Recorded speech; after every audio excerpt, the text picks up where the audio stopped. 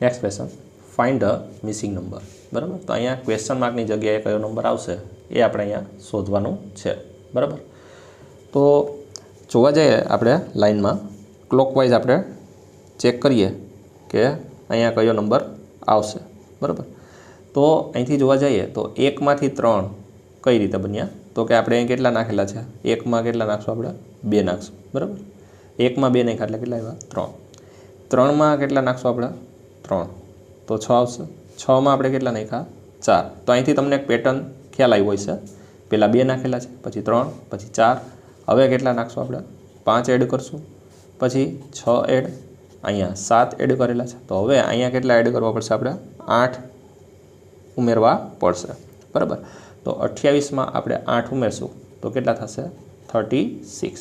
36 answer આવશે. 28માં 8 ઉમેરતા કેટલા આવશે, 36 આવશે. ક્લિયર, તો આપણો આન્સર આવશે એ કેટલો આવશે, 36 આવશે.